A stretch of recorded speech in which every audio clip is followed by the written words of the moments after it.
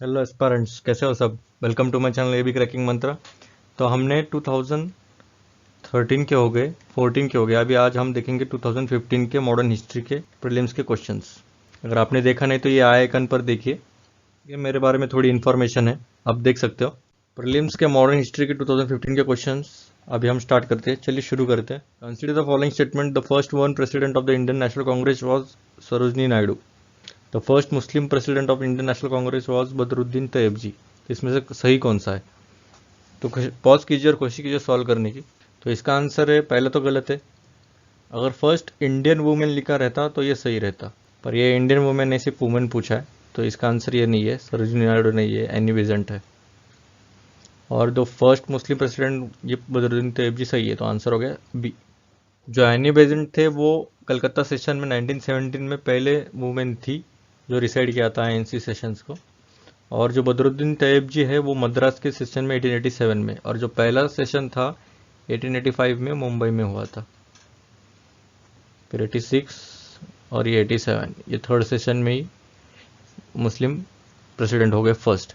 उसके बाद जो सरोजिनी नायडू है वो फर्स्ट इंडियन वुमेन थी, वो 1925 के कानपुर सेशन में हो गई थी। चलिए नेक्स्ट क्वेश्चन की तरफ चलते। Which of the following organized a march on the Tanjore coast to break the salt law in April 1930? अभी जो सिविल डिसोबीडियंस मूवमेंट था 1930, वो दांडी मार्च के इस पर हुआ था।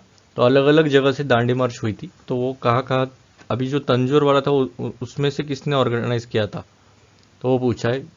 ये पिल्लाई, राजा गोपालाचारी, कामराज, एनी विजेंट। तो इस पॉज कीजिए और कोशिश कीजिए सॉल्व करने की। तो एक तो तंजौर मतलब साउथ आया, तो साउथ में से कोई तो एक रहेगा, तो ये दोनों में से एक रहेगा। तो अभी 50-50 पे आ गए, तो आपको रिस्क लेना ही पड़ेगा। अगर आपने पढ़ा रहेगा तो ही मार्क कीजिए, वैसे अगर पढ़ा भी नहीं रहेगा और आपको अंदाजा है कि भाई दो में, तो मार सकते हैं। सी राजा गोपालाचारी। चलिए इसका एक्सप्लेनेशन देखते हैं। तो जो सिविल डिसोबीडियंस मूवमेंट है वो 1930 में स्टार्ट की गई थी, पर अभी क्यों स्टार्ट की गई थी? तो एक्चुअली क्या हुआ था, जो लॉर्ड आयरविन है, तो उनके सामने गांधी जी ने 11 डिमांड्स रखी थी। तो उसमें से एक था कि सॉल्ट का ऊपर का जो टैक्स है उसे निकाल दिया जाए, पर लॉर्ड आयरविन ने कौन सी डिमांड एक्सेप्ट नहीं की थी, तो उसके अगेंस्ट उन्होंने सिविल डिसोबीडियंस मूवमेंट चालू किया था। तो ये हो गया वाई, क्यों चालू किया था, तो ये रीज़न था, सबसे हीनियस क्राइम था। और कब चालू की थी, तो 12 मार्च 1930 में स्टार्ट किया था। और ये कहाँ से निकले थे, तो वैसा देखा जाए तो वेयर, तो ये जो था साबरमती आश्रम जो है, जो कि अहमदाबाद में है, वहाँ से लेके दांडी तक। और उनके साथ कौन कौन थे, तो जब स्टार्ट किया था तब 78 अदर मेंबर्स थे और वो एक खुद। तो तब स्टार्टिंग में 78 थे और बाद में इतने लोग ज्वाइन हो गए कि काउंट करना भी मुश्किल हो गया था। फिर मेजर पर्सनालिटीज कौन से थे, तो अभी इनकी वजह से क्या हुआ था, ये सब हो गया, दांडी मार्च शुरू हो गई, सब साथ में चल गए। इनको देख के और कई जगहों पर भी चालू हुए थे मार्चेस, जैसे कि सी राजा गोपालाचारी, जैसे हमने क्वेश्चन में देखा, वो तमिलनाडु में लीड कर रहे थे। फिर उसके बाद सरोजनी नायडू जो थी, वो दारासना में किया था उन्होंने, गुजरात में। ये दो तो मेजर है।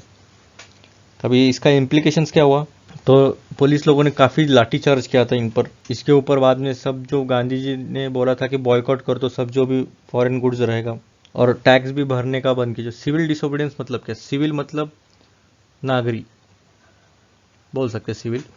डिसोबीडियंस मतलब क्या, ओबीडियंट नहीं रहना, मतलब जो भी नागरिक कायदे वगैरह रहेंगे उसे हम ओबे नहीं करेंगे।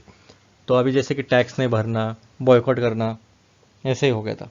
इवन वुमेन, और इवन ये एक इक्वालिटी को संदेश दिखाता था, क्योंकि जो भी lower caste, so called lower caste और जो अपर कास्ट थे, वो एक ही स्टेज पे आ गए थे, सब एक मिलजुल के प्रोटेस्ट कर रहे थे। अभी जो रिएक्शन था गवर्नमेंट का, ब्रिटिश गवर्नमेंट का, वो देखेंगे हम अभी। तो हमने देखा था 1927 में जब सामन कमीशन आया था, तब उसमें कोई मेंबर नहीं था, तो काफ़ी नाराज़ हो गई थी आईएनसी।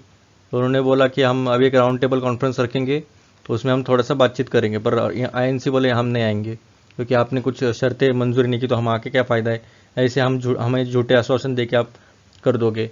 फिर जब जब सेकेंड राउंड टेबल कॉन्फ्रेंस हो गया था, तब गांधी जी और एरविन ने ये समझौता हुआ कि जो पॉलिटिकल प्रिजनर्स रहेंगे उन्हें पूरा छोड़ दिया जाएगा, जहाँ पे उनके ऊपर कोई चार्जेस नहीं है वायलेंस के।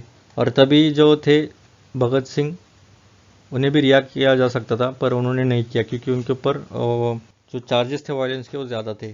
तो ये सब होने के बाद फिर इतना ऑपरेशन, इतना इनके ऊपर प्रेशर बनाया गया कि बाद में जो ये जो टैक्स था, जो साल्ट के ऊपर का टैक्स, वो हटा दिया गया था।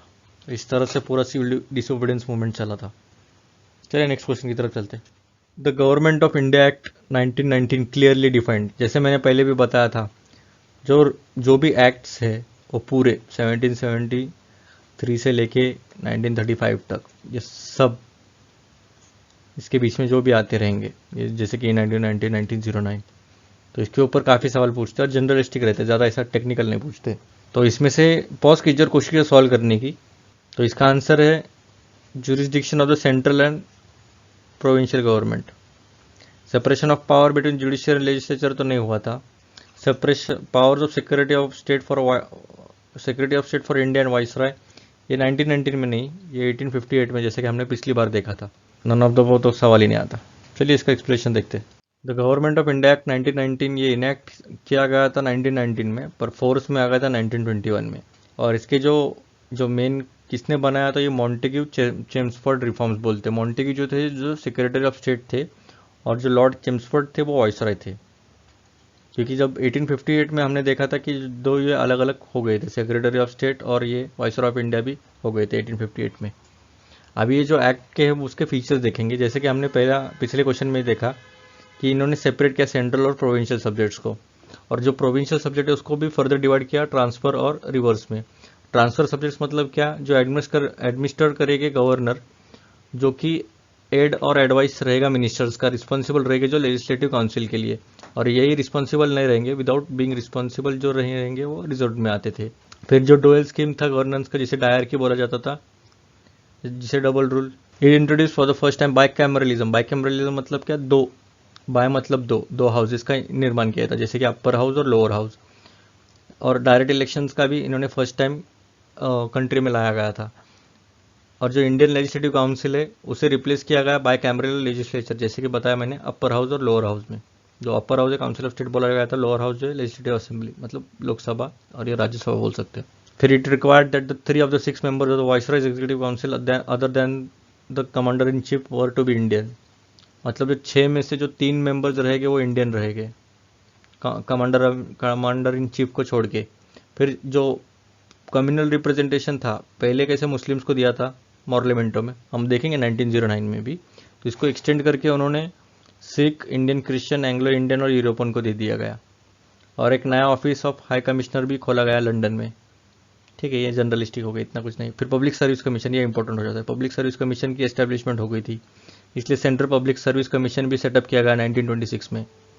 फिर बाद में statutory commission to inquire into and report in its working after 10 years of its coming into force. जैसे हमने साइमन कमीशन में देखा था, साइमन कमीशन आने वाला था 1929 में, ये 1919 में आया था, तो इसके 10 साल बाद ही आने वाला था। जैसे कि रिव्यू वर्किंग कमेटी हमने बोला था पिछली बार। जैसे आपको पता है कि वो जो लेबर गवर्नमेंट था और कंजर्वेटिव गवर्नमेंट था, तो उन्हें लग रहा था कि हम हार जाएंगे, इसलिए 2 साल पहले ही उन्होंने भेज दिया था। वैसे भी हार गए वो अलग बात है। ठीक है, हम नेक्स्ट क्वेश्चन की तरफ चलते हैं। With reference to Congress Socialist Party consider the following statements. It advocated the boycott of British goods and evasion of taxes. It wanted to establish the dictatorship of the proletariat. It advocated a separate electorate for minorities and oppressed classes. तो इसमें से कौन सा सही है? Pause कीजिए और कोशिश कीजिए सॉल्व करने की। तो इट एडवोकेटेड सेपरेट इलेक्टोरेट तो नहीं हो सकता, जनरली इतना तो नहीं करेंगे ये। अभी 1 और 2 में इसमें से कौन सा भी एक सही लगा तो ये आंसर यही हो जाएगा, मतलब 50-50 पे आ गए। तो अभी it advocate boycott of British goods and wanted to establish dictatorship of proletariat, तो ऐसा तो कुछ नहीं था, तो आंसर हो गया नन। जैसे कि कांग्रेस सोशलिस्ट पार्टी जो थी वो एक सोशलिस्ट ग्रुप था with in Indian national Congress. जो आईएनसी थी उसमें से भी एक पार्ट था कांग्रेस सोशलिस्ट पार्टी का, और इसे मेजरली इन्होंने बनाया गया था 1934 में बनाया गया था। जेपी नारायण बोलते और आचार्य नरेंद्र देव, ये दोनों ने मिलकर बनाया था 1934 में। तो इसकी आइडियोलॉजी की इस पर थी, सीएसपी मतलब यही कांग्रेस सोशलिस्ट पार्टी। तो ये Marxist ideas, Gandhism, liberal, social democracy of west, इस पे बिलीव करते थे, और ये पूरा मतलब सहमत थे आईएनसी के साथ ही से। इनका गोल यही था कि नेशनलिज्म रहे और इंडिपेंडेंस आए, इसलिए उन्होंने बुर्जोइजी मतलब जो मिडिल क्लास है उनके साथ और वर्कर्स, पेजेंट, उनके साथ पूरा एक ब्रॉड बेस बनाने की कोशिश की कांग्रेस का। मॉडरेट्स का जो बेस, जो रीच थी वो पीपल तक नहीं थी, थोड़ा इलीट क्लास में आते थे मॉडरेट्स जो ले थे, वो जो लॉयर वगैरह थे ज़्यादातर, तो उनकी रीच इतनी पीपल तक नहीं थी। और जो एक्सट्रीमिस्ट थे उनकी रीच काफ़ी थी, इसलिए इनका जो था कांग्रेस सोशलिस्ट पार्टी का, तो इनका एक काफ़ी बड़ा योगदान था कि जो जो रीच रहे इनकी, वो काफ़ी मिडिल क्लास और जो नीचे के वर्कर्स प्रेजेंट जो भी रहेंगे उनके तक जाए, ताकि जल्दी से जल्दी आज़ादी मिले। फिर जो डिमांड थी जैसे कि कैपिटलिज्म को अबॉलिश करना, ज़मींदारी सिस्टम को अबॉलिश करना, प्रिंसली स्टेट्स को भी अबॉलिश करना, तो ये सब अबॉलिशन था। फिर incorporate radical socio economic measures for the upliftment of distressed people in the Congress और प्रोग्राम। मतलब जो डिस्ट्रेस्ड पीपल है, मतलब जो भी सो कॉल्ड लोअर क्लास हो गए, या फिर जो भी जितने भी स्ट्रेस्ड पीपल रहेगी जो सोशियो इकोनॉमिक बैकग्राउंड से मेजरली, तो उन्हें अपलिफ्ट करना, उनके लिए प्रोग्राम्स बनाना, तो ये इनका मेजर मोटो था। चलिए नेक्स्ट क्वेश्चन की तरफ चलते। Who of the following was और वर्क इकोनॉमिक क्रिटिक और critics of colonialism in India. अब इसमें से जो इकोनॉमिक क्रिटिक मतलब क्या, इकोनॉमिक को पकड़ के उन्होंने काफ़ी क्रिटिक्स मतलब काफ़ी टीका की है उन्होंने। ऐसे कौन से व्यक्ति थे बोल सकते हैं आप। तो इसमें से पहले दादा भाई नौरोजी, जी सुब्रमण्यम अय्यर, आरसी दत्त, इसमें से कौन सा सही है, कोशिश कीजिए सॉल्व करने की। तो इसका आंसर है, अभी हमें पता है दादा भाई नौरोजी तो है, तो पहला तो है 1 2 और ये दूसरा। फिर बाद में आरसी दत्त और दादा भाई नौरोजी हमने पढ़ा है, पर हमें सुब्रमण्यम अय्यर थोड़ा सा अभी स्पेक्ट्रम में तो बहुत हार्डली मिलेगा। तो अभी 1 और 3 तो है, हमें श्योर है, तो आंसर ये होगा। इसे याद रखने की भी ज़रूरत नहीं थी। चलिए एक्सप्लेनेशन देखते। सिर्फ यही नहीं थे, अभी जो दादा भाई नौरोजी हो गए, आरसी दत्त हो गए, फिर जीवी जोश, जी सुब्रमण्यम अय्यर, गोखले, पृथ्वी चंद्र रे, फिर बाकी अदर भी पॉलिटिकल वर्कर थे, जर्नलिस्ट थे, जिन्होंने एनालाइज किया था जो इकोनॉमी है। इकोनॉमी इनकी पूरी अपनी इंडियन इकोनॉमी इतना मतलब एक्सप्लोइट कर रहे थे, इतना रेंज पे एक्सप्लोइटेशन चल रहा था, इस पर कोई ध्यान नहीं दे रहा था। इसलिए इकोनॉमिक इश्यूज इन्होंने उठा के पूरा कॉलोनियल इकोनॉमिक पॉलिसीज वगैरह एकदम माइन्यूट स्क्रूटिनी किया था उन्होंने। और उन्होंने बेसिक क्वेश्चंस भी रेज किए थे, जैसे कि नेचर और पर्पस क्या है इनका ब्रिटिश रूल का। तब काफ़ी लोगों के अवेयरनेस फैल गया था। और बाद में इन्होंने ट्रेस भी करने आया कि जो कॉलोनाइजेशन का प्रोसेस है इंडियन इकोनॉमी में, फिर कंक्लूड किया गया कि जो कॉलोनिज्म था वो मेन ऑब्स्टेकल था कि इंडियज इकोनॉमिक डेवलपमेंट का। कॉलोनियलिज्म मतलब क्या, कॉलोनी एक्वायर करना, इन शॉर्ट एरियाज एक्वायर करने से कॉलोनियलिज्म बोलते हैं। अभी हमने ये 3 बड़े पर्सनैलिटीज देखे थे, उनके बारे में थोड़ी इन्फॉर्मेशन देखते। जैसे दादा भाई नौरोजी है, जो इन्हें प्री गांधीन एरा के ग्रैंड ओल्ड मैन बोला जाता है इंडिया का। और poverty and un British rule in India इन्होंने एक बुक लिखी है, इस पर भी काफ़ी सवाल आते हैं। और जो ड्रेन थ्योरी है वो इकोनॉमिक क्रिटिक ही बोल सकते हैं, इकोनॉमिक क्रिटिक पे ही बनाया गया था, ये बुक है इनकी, इस पर काफ़ी सवाल बनते हैं। फिर रमेश चंद्र दत्त जो एक रिटायर्ड सिविल सर्वेंट है, ऑफिसर है, उनका नाम था economic history of India, book का नाम। और जी सुब्रमण्यम अय्यर जो थे वो फाउंडर थे द हिंदू, जो हम पढ़ते हैं अभी 1878 में, जो न्यूज़पेपर है हम अभी पढ़ते यूपीएससी के लिए, वो इनका ही फाउंडेशन बोल सकते हैं। और एक तमिल न्यूज़पेपर भी था इनका, स्वदेश मित्रम, 1882 में। चलिए नेक्स्ट क्वेश्चन की तरफ चलते हैं। With reference to Rowlatt Satyagraha, which of the following statement is are correct. The Rowlatt Act was based on the recommendation of the Sedition Committee. In the Rowlatt Satyagraha, Gandhiji tried to utilize the Home Rule League. Demonstration against the arrival of the Simon Commission coincided with the Rowlatt Satyagraha. अभी आपको पता रहना चाहिए कि सिर्फ Rowlatt सत्याग्रह कब हुआ था, इतना भी पता रहेगा तो आपको एक 50-50 तक तो आ जाएगी आप। तो पॉज कीजिए, कोशिश कीजिए सॉल्व करने की। तो अभी मैं जैसे मैंने बोला कि इसका जो अगर टाइमलाइन भी पता है कि आप कब आया था, तो आप ये थर्ड तो गलत कर सकते हैं, 1927 में आया था। तो और इसका रॉलेट सत्याग्रह का तो कुछ संबंध है 19, और रॉलेट सेडिशन कमेटी पहला तो सही है, तो ये पहले तो सही हो गया। और try to utilise home rule league बरोबर है, तो आंसर हो गया बी। चलिए इसका एक्सप्लेनेशन देखते हैं। जो रॉलेट सत्याग्रह था, एक्चुअली इसे एनार्कियल रिवॉल्यूशनरी क्राइम्स एक्ट भी बोला जाता है, इन शॉर्ट रॉलेट एक्ट। अगर यूपीएससी चाहे तो ये पूछेगी और इसके बारे में ऑप्शन दे देगी, इसलिए ऑफिशियली जो नाम है उनका ये भी थोड़ा सा याद रखिए, क्योंकि ये क्वेश्चन पूछा गया। तो इसमें क्या था इन शॉर्ट, तो ये जो भी एक्टिविस्ट जो भी रहेंगे इन्हें डिपोर्ट किया जाता था और इम्प्रिजन किया जाता without trial for 2 years, and that even position of seditious newspaper would be advocate evidence of guilt. मतलब आपने अगर गवर्नमेंट के खिलाफ कुछ भी किया, मतलब न्यूज़पेपर में आर्टिकल लिखा या फिर प्रोटेस्ट किया या फिर कुछ भी किया, ऐसा उन्हें लगा कि गवर्नमेंट के अगेंस्ट है, तो उन्हें सीधा विदाउट ट्रायल, मतलब कोर्ट के सामने अगर आपको ट्रायल देना पड़ता है, वहाँ मैं गिल्टी हूँ वगैरह, जो विदाउट कुछ किए ही इनको डायरेक्ट ही जेल में डाला जाता था 2 साल के लिए, इन शॉर्ट। तो एकदम हेनियस एक्ट था ये, इसके बारे में था। चलिए नेक्स्ट क्वेश्चन इधर चलते हैं। Which one of the following movements has contributed to a split in the national Congress resulting in the emergence of moderates and extremist. मतलब जो मॉडरेट्स और एक्सट्रीमिस्ट का जो भी स्प्लिट हो गया था, स्प्लिट मतलब लड़ाई झगड़ा हो गया था और बाद में स्प्लिट हो गए थे, दोनों में मतभेद आ गए थे मॉडरेट्स और एक्सट्रीमिस्ट के। तो ये कौन से मूवमेंट कंट्रीब्यूट किया स्प्लिट होने के लिए? तो क्विट इंडिया। अगर आपको इतना भी पता है कि बाबा स्प्लिट जो कि सूरत स्प्लिट बोला जाता है, तो कब हुआ इतना भी पता है ना, जैसे कि 1907 में हुआ था, समझो आपको अगर पता है 1907 में स्प्लिट हुआ था। तो अब ये देखें 1930 का है, 1920 का है, ये 1942 का है, और स्वदेशी मूवमेंट 1906 का है। 5 या 6 बोल लिए, 5 में तो पार्टीशन हुआ, 6 में तो ये स्टार्ट हो गया था। तो 1906 में स्वदेशी मूवमेंट था, तो इसके बेसिस पे ही अभी 1907 का स्प्लिट हो जाएगा ना, इसके पहले तो ऐसा उल्टा तो नहीं हो सकता। तो आंसर हो गया ए। जैसे कि बताया पार्टीशन ऑफ बंगाल 1905 में, इसके वजह से ही स्वदेशी मूवमेंट स्टार्ट हो गई थी। जैसे पार्टीशन के बाद बंगाल स्वदेशी एंड बॉयकॉट मूवमेंट भी चालू किया था इन्होंने। फिर इनका एम क्या था स्वदेशी मूवमेंट का? तो सेल्फ रिलायंस, सेल्फ डिटर्मिनेशन और सेल्फ हेल्प। ये इंपॉर्टेंट है, इस पर पूछा जा सकता है एम क्या है। तिलक ने इसे बहिष्कार योग बोला गया था। फिर Vande Mataram became the theme song of this movement.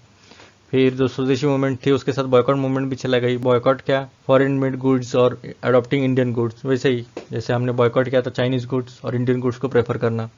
फिर boycott public burning of foreign clothes, picketing of shops. Picketing मतलब क्या? ऐसे घेराव बनाना और शॉप्स के आगे जो भी फॉरेन गुड्स बेचते रहेंगे उसके सामने ऐसा पहराव बना के बेचा नहीं जा सकता ऐसा। फिर जो फॉरेन क्लोथ्स है उनको बर्न करना। फिर शिवाजी और गणपति फेस्टिवल भी ऑर्गेनाइज किया था तिलक जी ने, जो स्वदेशी मैसेज को लिए डिलीवर करने का था। एक्चुअली इसका पर्पज़ एक ही था कि जो मैसेज जाना चाहिए लोगों तक, ग्राउंड लेवल तक, तो कैसे जाएगा? उनके जो भी जिन्हें मानते थे, छत्रपति शिवाजी हो गए, गणपति जी हो गए, तो उनके थ्रू वो पूरा मासेस तक ज़्यादा स्प्रेड होता था। उसके बाद जो नेशनल कॉलेज ऑफ बंगाल है, जो कि अरबिंदो घोष ने एज अ प्रिंसिपल फाउंड किया गया था तभी। फिर नेशनल एजुकेशन काउंसिल भी एस्टेब्लिश की गई थी 1906 में। Character of Indian national Congress भी चेंज हो गया था। हलो अभी जैसा एक्सट्रीमिस्ट का जैसा ये बढ़ने लगा, इन्फ्लुएंस बढ़ने लगा, जैसे उनका गोल भी चेंज होते गया। कैरेक्टर जो इंडियन पहले कैसा था, पिटिशन करो, फिर जो जैसे सरकार बोलेगी हम वैसे करेंगे, जैसा मॉडरेट्स का था। एक्चुअली इन्होंने भी काफ़ी अच्छा बेस बनाया था, और उसके ऊपर एक और रीच जो बढ़ाना था, तो वो बढ़ाने का काम एक्सट्रीमिस्ट ने किया था। तो फिर कांग्रेस जैसा स्प्लिट हो गया तो मॉडरेट्स और एक्सट्रीमिस्ट सूरत सेशन में, जो कि वहाँ से काफ़ी सारा फिर वीकेंड हो गई मूवमेंट जो थी। उसके बाद जो एक्सट्रीमिस्ट थे उनको पूरी तरह से दबा दिया गया था उन्हें, और ये काफ़ी सफल भी रहे थे। क्योंकि एक्चुअली सूरत स्प्लिट क्यों हुआ था? तो जो प्रेसिडेंट थे आईएनसी के, तो उन्होंने उनका मानना ये था कि जो मॉडरेट्स है उनका बिठाया जाए और जो एक्सट्रीमिस्ट है उनका बिठाया जाए। एक्सट्रीमिस्ट बोल रहे थे हमें तिलक को बिठाना है, और मॉडरेट्स एक से बढ़कर एक हाई परसेंटेज ला रहे थे, जैसे कि दादा भाई नौरोजी हो गए, फिर और अभी रास बिहारी बोस हो गए। अभी इनके अगेंस्ट कैसे बिठा जाए तिलक को? तो ये पूरा ऐसे चल रही थी, और इनका ये भी चल रहा था कि हमें सिर्फ ये मूवमेंट इंडिया तक ही रखनी है, या सिर्फ बंगाल तक रखनी है, या पूरे इंडिया तक लेके जानी है। तो उसकी वजह से काफ़ी मतभेद हो रहे थे। तो इसकी वजह से इतना मतभेद हो गया कि सीधा स्प्लिट ही होना पड़ा 1907 में। सूरत स्प्लिट बोला जाता है सूरत सेशन में। और ये जो लोकेशन है उसके ऊपर भी मैटर चल रहा था कि सूरत में ले या दूसरी जगह ले। अगर सूरत में लेते, अगर वो होम स्टेट होता है, तो फिर होम स्टेट तिलक में भी आता है, तो तिलक नहीं बैठ सकते इसके सेशन, इसलिए इनका चल रहा था कि सूरत में लेना चाहिए। तो इसके ऊपर से काफ़ी मतभेद होने के बाद स्प्लिट हो गया था सूरत सेशन में। और इसका पूरा फायदा उठाते 1909 में फिर मॉर्लेमेंटो रिफॉर्म्स आ गए थे। इन्हें थोड़ा सा कैंडी दे दिया गया और इन्हें स्टिक दे दिया गया। कैरेट और स्टिक पॉलिसी कर रहे थे पूरा। चलिए नेक्स्ट क्वेश्चन की तरफ चलते हैं।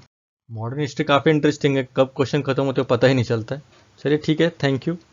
और ये जो पिछले वीडियो है 2013 के और ये 14 के है, तो आप ज़रूर देखिएगा और लाइक शेयर और सब्सक्राइब ज़रूर कीजिएगा। Thank you.